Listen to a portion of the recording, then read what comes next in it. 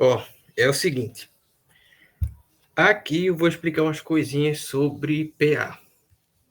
Parece tipo muito nada a ver para eu estar explicando, mas vocês vão entender que no assunto de cálculo 2 a gente vai entrar no conteúdo chamado sequências e séries. E você já estudou isso, mas não lembra. Né? Você estuda de uma forma bem simplificada com PA e PG, mas que eu vou apresentar isso aqui para você lembrar um pouquinho dessas coisas que a gente vai precisar lá na frente e mostrar umas curiosidades sobre PA. Né? O próximo vídeo vai ser sobre PG. E vamos lá. PA você conhece como uma sequência de números tais que eles obedecem a, a uma formulação constante, né? Uma formulação conhecida. Ou seja, eles aumentam de forma aritmética por meio da operação de soma com um número que a gente chama de razão, que a partir de um termo inicial ele vai aumentando de tanto em tanto de forma constante com essa razão. Isso se for uma PA de primeira ordem, né? Que a razão é constante. E, por exemplo, temos duas PAs aqui. Uma que aumenta de 2 em 2 até o enésimo termo e outra de 6 em 6. Tais que eles tenham aqui seus termos iniciais, né? Um começa em 0, outro em 7. Você aprendeu na escola de uma maneira simplificada que para você achar o enésimo termo de uma PA, você vai precisar saber o primeiro termo, a posição do enésimo termo que você quer e tem que conhecer a razão. Né? E veja só, quando eu olho para cá e eu vejo como é que essa PA progride, eu posso ver que o segundo termo é o primeiro adicionado à razão, o terceiro é o segundo adicionado à razão, mas e se eu quiser de uma maneira direta, o terceiro, eu vou simplificar aqui e eu vou ter que o terceiro termo ele vai ser o primeiro mais duas vezes a razão. Beleza. Mas onde é que está o pequeno defeito? Eu sempre depender do primeiro termo. Por que eu não posso pegar dois termos quaisquer de uma PA, independente da posição, e encontrar um em função do outro, né? Conhecendo a razão, ou achar a própria razão só com dois termos jogados assim para mim? Bem, aí a gente vai ter uma interpretação um pouco melhor do que a gente está fazendo. Aqui eu tenho um termo AI e um termo AJ. Né? Não me importa quais sejam eles nas posições. E é a mesma lógica da PA, né? Um vai aumentando a razão até chegar nele. Veja só. Você concorda comigo que geometricamente a distância geométrica entre a J e a I é J menos I em unidades? E de que essa razão ela se repete tantas vezes quantas forem essa diferença? Bem, dessa forma, eu consigo escrever que o termo AJ, ele é o termo AI adicionado à razão J menos I vezes, ou seja, tantas vezes quanto se queira para chegar no AJ, né? Dessa diferença aqui, quantas vezes a razão está se repetindo. E você vê que é muito parecido as duas fórmulas. De fato, se eu trocar aqui por N e aqui por 1, você vai ter a mesma fórmula idêntica, né? Isso é só para fazer você pensar. Né? Se eu pegar dois termos quaisquer, por que é que eu não posso determinar já a razão? Por que é que eu tenho que ficar sempre em função do primeiro termo? Né? E se eu não souber quem é ele? Claro, você pode, por exemplo, considerar isso aqui como se fosse o primeiro e, sei lá, né, calcular a diferença até chegar lá, mas que é essa ideia aqui. Né? Essa aqui é uma fórmula muito básica, eu gosto dessa aqui porque ela mostra o conceito mais geral, ela expande mais o seu conhecimento a respeito disso. Certo? E vamos para a próxima aqui. Essa aqui, ela vai ser interessante, porque a gente vai chegar em outra coisa aqui, que ela tem um resultado que, assim, faz você pensar. Não é algo convencional. Vê, aqui eu tenho o termo AI e o termo AJ. Né? São dois quaisquer. E eu tenho um termo aqui médio, o A médio, o AM barra, que ele está geometricamente no meio entre o AI e o AJ. Então, eu tenho aqui geometricamente a distância J menos I, e claro, para cada lado aqui, sendo esse aqui o termo médio entre eles, eu tenho aqui um meio de J menos I e um meio de J menos I. Esse termo médio, né, como é o próprio conceito de média, é a diferença entre esses dois termos dividido por 2. Só que tem um porém, para você determinar o termo médio de uma PA, você vai ter que essa diferença J menos I tem que ser par. Mas a pergunta é, peraí. Se para existir um termo médio entre elementos, ele não tem que ser em quantidade ímpar? Sim. Sim, você está certo. Se eu tiver, por exemplo, aqui a seguinte distribuição: 1, 2, 3, 4, 5. Eu tenho a quantidade ímpar de elementos. O termo médio, ele está aqui, ó, é o 3. Mas por que eu estou dizendo que J menos I tem que ser par se a quantidade é ímpar? Veja só. Quando eu falo J menos I, tem um inconveniente que é o seguinte: ele é exclusivo. Ou seja, ele exclui um dos termos aqui na contagem. Porque veja só, se eu fizer a subtração de 5 menos 1, isso aqui vai dar 4. 5 menos 1 dá 4. Isso vai denotar que eu tenho 1, 2, 3, 4 espaços. Ou seja, além de ter um termo médio, eu tenho simetria entre os espaçamentos geométricos desses termos da série. Né? E se fosse, por exemplo, até 1, 2, 3, 4, né? Não existisse o 5. Aqui não teria termo médio. Ou seja, a diferença J menos I ela tem que ser par. Justamente porque a gente tem um fator exclusivo, né? Porque, por exemplo, por que 5, o primeiro termo menos o último termo menos o primeiro, ele não daria propriamente 5, ele dá 4. Porque a gente tem aqui esses espaçamentos aqui, ó, geométricos, que denotam a simetria. Então, quando a gente fala que J menos I tem que ser par, é porque é para a gente garantir que vai existir um termo médio e esses espaçamentos de simetria aqui, quando a gente está geometricamente interpretando essa situação. Né? E você vê que se fosse ímpar, não dava, né? Porque você teria aí, não teria uma quantidade inteira de espaçamentos geométricos. Então, quando a gente fala que ele tem que ser par, é porque a gente está falando dos espaçamentos que existem geometricamente entre esses termos. E vamos lá. Antes da gente ver essa curiosidade que eu falei com o termo médio, a gente vai entrar na soma.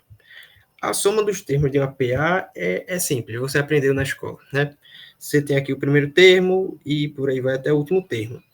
E possivelmente você aprendeu que foi Gauss que descobriu isso daí quando estava na sala de aula, uma zoada do cacete, e ele terminou a tarefa em uns 5 minutos assim, quando ele teve a ideia de pegar o primeiro e o último tem a soma igual ao segundo e o penúltimo. Né? O terceiro tem a soma igual ao antepenúltimo, e o terceiro e o antepenúltimo tem a soma igual. Ou seja, ele somou os extremos e dividiu por 2, né? N vezes, já que eles se repetiam. E sim. Essa é a fórmula. Mas e se eu quiser, por exemplo, uma soma parcial? Eu quiser a soma entre dois termos quaisquer de uma PA. Eu quero uma das somas parciais. Como é que eu vou realizar? É a mesma ideia que Gauss teve para chegar nessa fórmula aqui. E eu estou fazendo isso para você não se prender esse primeiro termo, né? Porque todas as fórmulas de PA, inconvenientemente, tem esse primeiro termo. Aí você se prende muito a ele. O que eu quero trazer nesse vídeo é que você se desprenda dessa ideia de que precisa do primeiro termo para calcular as coisas nas PAs. Veja só. A ideia é parecida. Você vai somar aqui os números simétricos, né? Dentro lá do intervalo. E aquilo que eu falei sobre a quantidade de termos ser ímpar, ou melhor, de ser par, essa diferença J menos I ser par, ela se espelha aqui. Porque vai acontecer o seguinte: a gente vai somar os termos aí, a J mais a I, e eles vão se repetir, certamente, J menos I vezes, como no intervalo. Só que vai ter um problema, que é um problema de contagem. Quando eu fizer isso daí, um deles vai ser excluído, que vai ser, consequentemente, o AJ. E em decorrência desse cara ser excluído, e eu querer que ele conste na soma, eu vou adicionar 1. Ou seja, quando eu faço isso aqui, eu estou excluindo uma quantidade. Né? É aquela história de eu falar disso, o quinto termo menos o primeiro dá 4. Ou seja, é o total de 4 vezes que se repete. Mas eu não quero que se repita 4 vezes pela soma, eu quero que se repita 5. Então, por isso que esse 1 chega aqui na fórmula. E você pode até me contestar e falar o seguinte: tá, essas duas fórmulas aqui são parecidas, mas não são a mesma coisa por causa desse 1. Em parte. Eu vou lhe mostrar. Veja, suponha que eu vá substituir o A1 e o AN por, respectivamente, esses caras aqui. Eu vou ter que a soma, ela vai ser o A1, que vai ser, ou melhor, o AN, que vai ser o AJ, né, que está lá na frente, mais o A1, multiplicado por o J, que está lá na frente, que vai ser o N, menos o quê? O 1. que é do A1. Somado a 1 dividido por 2. Observe que eu vou anular esse menos 1 com esse 1. E eu vou retroceder essa fórmula aqui, né, que o Gauss descobriu e tudo mais. E você vê que está aprovado. Já está aprovado que isso aí existe. Esse mais 1 é para compensar aquele elemento que a gente não contou, infelizmente. Né? Tem um problema de contagem. Porque na soma a gente não está contando os espaços. Né? Os espaços entre as geométricas dos elementos. Está contando os próprios elementos. Por isso que esse mais 1 tem que chegar aqui. E agora a gente vai para um resultado que ele é, de certa forma, interessante. Na verdade, são dois. Veja, suponha que a gente tem duas PAs. A gente tem a primeira PA, cuja soma eu vou chamar de S, e ela vai ser com essa fórmula aqui mesmo. E o termo médio. Né? Tá ok, a gente tem uma quantidade ímpar de elementos. Você vê que existe uma relaçãozinha entre a soma e o termo médio. Se a gente olhar para cá, né, eu substituí esse termo e joguei ele aqui, ó. Você vai ver que a soma de uma PA ela é n vezes o seu termo médio, né, se for uma quantidade ímpar de termos. E a mesma coisa acontece para essa outra PA aqui. Né? São duas PAs distintas, de razões distintas, de quantidades de termos distintas, que são independentes, mas que eu quero mostrar uma coisa. Quando eu puxar esses termos médios, e vamos supor, eu vou dividir uma PA pela outra. Tá aqui seus termos e tudo mais. Esse 2 vai cancelar com esse 2 aqui na fração, eu vou ficar com esse resultado. Se eu isolar, por exemplo, o A1 mais AN em cada um dos termos médios, eu vou chegar nesse resultado aqui. Ó. Veja que interessante. A proporção da soma entre duas PAs é a mesma proporção entre seus termos médios, mediados pelas posições últimas, né, de cada termo. E se você considerar duas PAs que elas tenham, sei lá, vão até o mesmo termo, né, em ordem, tipo, sei lá, vai até o 60.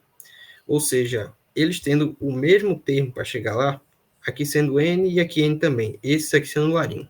Você teria somente essa parte da razão.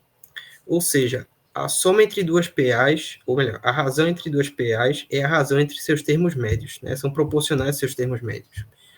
E isso é interessante porque te faz pensar assim, né? Tipo, você tem duas coisas assim simétricas que você quer relacionar de alguma forma. E você tem dois comprimentos e você gostaria de relacionar, ou sei lá, duas filas ou qualquer outra coisa. Alguma coisa que você queira organizar. E aí você toma a metade de um, a metade de outro e o somatório entre eles. E faz essa razão para você procurar, por exemplo, quanto de uma quantidade tem que comprar ou onde vai ficar a metade de outra. É interessante isso aí. Devem ter aplicações muito específicas, mas é uma curiosidade que seria interessante observar. Agora, a gente vai para um negócio que é meio esquisito. Porque, assim, você aprendeu qual é a soma dos termos de uma PA em progressão aritmética e você aprendeu qual é o produto dos termos de uma PG em progressão geométrica. Mas você nunca aprendeu qual é o produto dos termos de uma PA ou a soma dos termos de uma PG. E sim, isso existe. O produto dos termos de uma PA existe, só que a gente não vai deduzir do jeito convencional. É assim. Vamos tomar uma PA que ela começa com A1, A2, o seu termo médio, eu vou focar nesse termo médio aqui. Né? Tal que a quantidade de termos tem que ser ímpar. Lembrando aqui. O penúltimo termo e o último. Veja, em função desse termo médio, vai ter uma coisa interessante para a gente observar. Ele vai estar aqui. Tá? Deixa eu trocar de cor aqui. Ele vai estar aqui. Se eu observar, o termo que precede ele é o médio mais a razão, o termo que o antecede é o médio menos a razão, o que precede o precedente é o médio menos duas vezes a razão, o que procede o precedente é o médio mais duas vezes a razão, e vai assim simetricamente, né? E tem aqui os extremos, que aqui seria o equivalente ao primeiro termo, esse aqui ao enésimo termo, né? E ocorre uma coisa interessante. Se eu estou pedindo produto dos termos de uma PA, eu vou fazer o seguinte. Esse cara aqui vai ficar sozinho.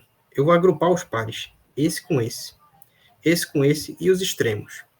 Veja só. AM menos R, AM mais R. isso aqui é a diferença de dois quadrados, né? Ou melhor, o produto da soma pela diferença, perdão, que gera a diferença de dois quadrados, gera um produto notável. E eu vou fazer isso para esse e para todo mundo.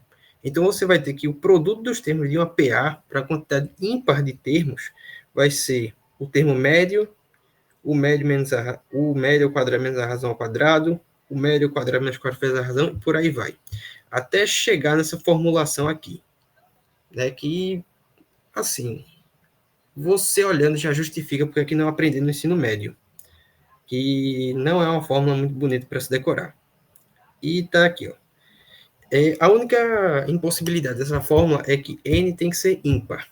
Mas se eu quiser, por exemplo, calcular o produto dos termos até um posicionamento par, é bem simples. Basta que eu pegue aqui ó, o produto do ímpar até o sucessor daquele último termo, né, do produto ímpar que eu fiz.